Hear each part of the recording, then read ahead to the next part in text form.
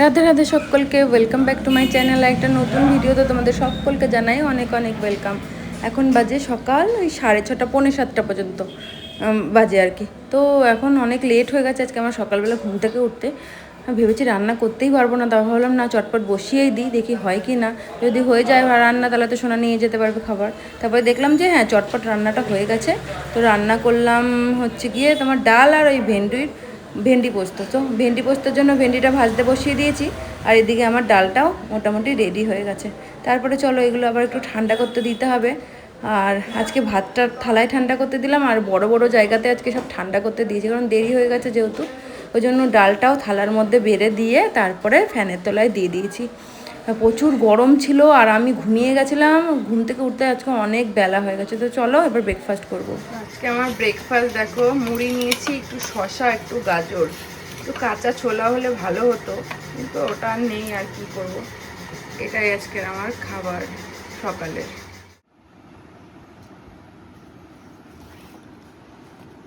কেকটা দেখো এনেছি, কালকে এনেছি, ফ্রিজে রেখেছিলাম, তিতলি অর্ধেকটা খেয়ে গেছে।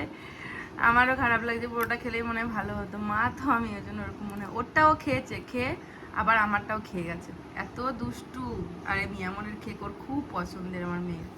দেখো এরকম বৃষ্টি পড়ছে সকাল থেকে, যে শুরু হয়েছে, বন্ধ হওয়ার কোনো নাম গন্ধ কিচ্ছু নেই। আর এই গাছটা আমি রিপোর্টিংও করতে পারছি না। মাঝখানে গাছটা কেমন নেতিয়ে গেছিলো, এখন খানিকটা ঠিক হয়েছে গাছটা। রিপোর্টিং করবো ভাবছি, এখনও করে ওঠা হয়নি, কুড়েমি চোটে। আর বৃষ্টি রয়েছে, ওই জন্য এই না ওই না সেই করতে করতে আর কিছু হচ্ছেই না। কেমন বৃষ্টি লেগেছে দেখো। সিম্পল লাঞ্চ দেখো, একটু শসা, একটু গন্ধরাজ লেবু, ভেন্ডি পোস্ত আর চাল কুমড়ো দিয়ে টক ডাল। আজকে ভিডিওটা মনে হচ্ছে আর আমি এন্ড করতে পারবো না, অনেক চাপ হয়ে গেছে, শেষ করতে পারলেই ভালো। 10টা 15 আমার মেকআপের কাজ শেষ হয়েছে, তারপরে ওই বাড়িতেই বিয়ে অ্যাটেন্ড করতে যাচ্ছি। তো কোনো রকম মেকআপ একটু করে নিয়েছি, আর এখন বেরোবো। সোনাও রেডি হয়নি এখনও, আমিও সিম্পল এরকম হেয়ারটাও কিছু করিনি, ওরকমই রয়েছে। তো চলো বিয়ে বাড়িতে যাই, কাকে সাজিয়েছি, কীরকম লাগছে, সঙ্গে থাকলে সবই দেখাবো। তো চলে এসেছি আমরা বিয়ে বাড়িতে। বিয়ে বাড়ি বলতে কি একদম ঘরোয়াভাবে অনুষ্ঠান হচ্ছে, আমাদের নিজেদেরই আর কি, রিলেটিভের মধ্যেই।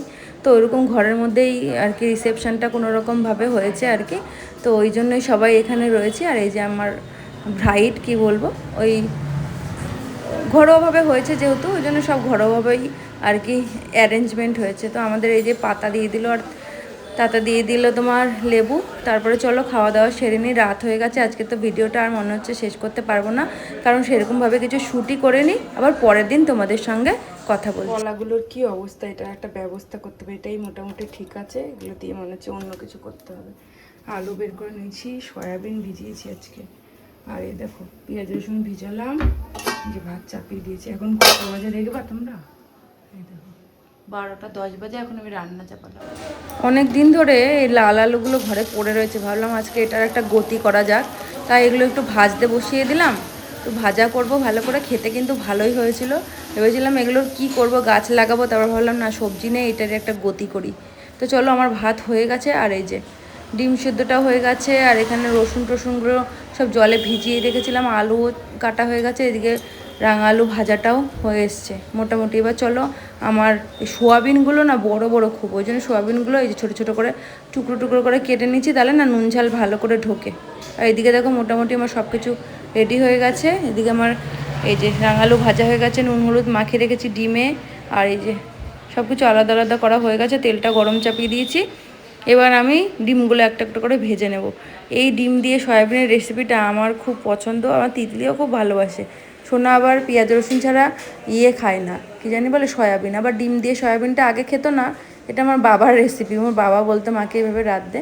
তো এরকম করে এখন দেখি সোনাও ভালো খায়। ডিম না আমি খুব একটা ভাজি না, হালকা কোনো রকম একটু লাল লাল হয়ও না, ওরকমভাবেই আমি ভেজে তুলে রাখি। তো এদিকে আমার আলু পেঁয়াজটা ভাজা হয়ে যাচ্ছে, একসঙ্গে করে নিয়েছি, যে কারণ আজকে অনেক বেলাতে তো রান্না চাপিয়েছি, তোমরা সব দেখলেই। তো ওই জন্য একবারে বসিয়ে দিয়েছি, যাতে একবারে ভাজা ভাজা হয়ে যায়।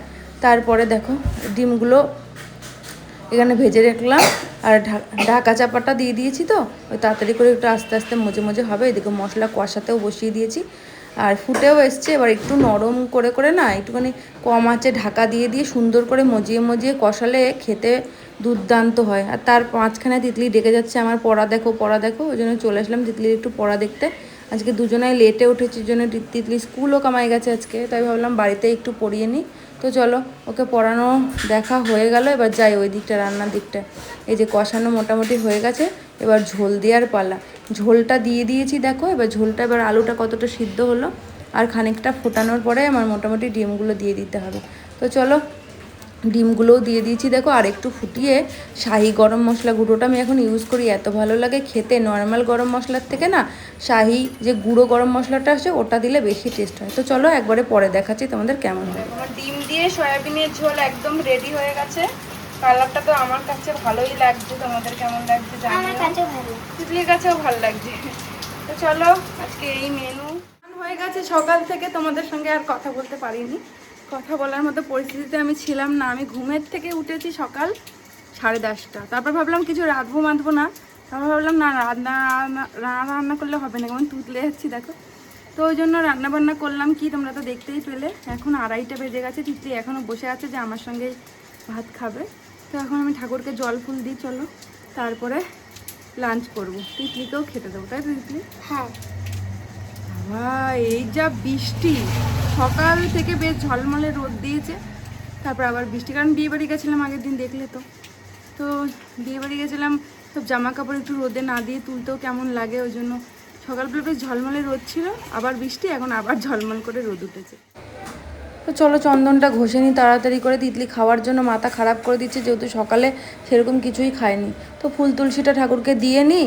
এদিকে বলো একটুখানি দিতেও তো একটু ঠাকুরের কাছে এসে খুব হুড়োতাড়া করতে ভাল লাগে বলো, সারাদিন বাদে একটুখানি আসি জল ফুল দিতে, তাও এরকম বিরক্ত করতে থাকে মেয়েটা। তো চলো আমি তুলসীটা দিয়ে দিই। চলো ঠাকুরকে একটু প্রণাম করে নিই, তারপরে এবার তিতলি খাওয়ার জন্য পাগল করে দিচ্ছে, এর জন্য একটুখানি টাইমও কাটাতে পারলাম ঠাকুরের সঙ্গে।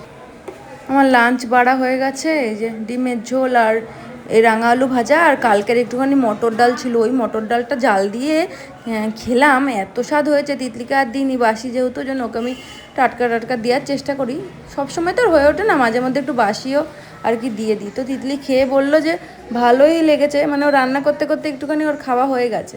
তো কিছুতেই লাল আলুটা খাবে না, তাও আমি বললাম জোর করে খা খা, খেয়ে দেখতে হয় সব কিছুই।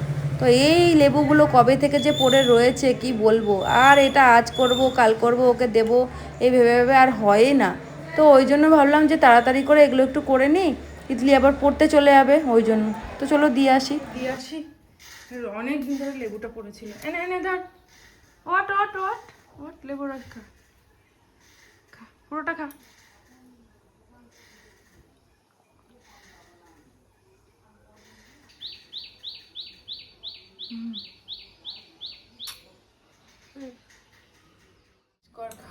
তিতলিকে আজকে নতুন একটা টাস্ক দিয়েছি, তিতলি করছে আজকে কলা ম্যাশ। এরকম করে হয় না বাবা, কলাগুলো শক্ত না, কেমন কালো কালো নরম হয়ে গেছে বলেই তো কলা বানাচ্ছি। এই কলা বানাচ্ছি মানে বড়া বানাবো আর কি। তাতে ভালো করে ম্যাশ করো ভালো করে ম্যাশ। এই তো ভেরি গুড, হচ্ছে হচ্ছে হচ্ছে। তিতলি তো শিখে যাচ্ছে, এবার কি হবে, আমি তো রান্না করতে হবে না, তাই তো তিতলি?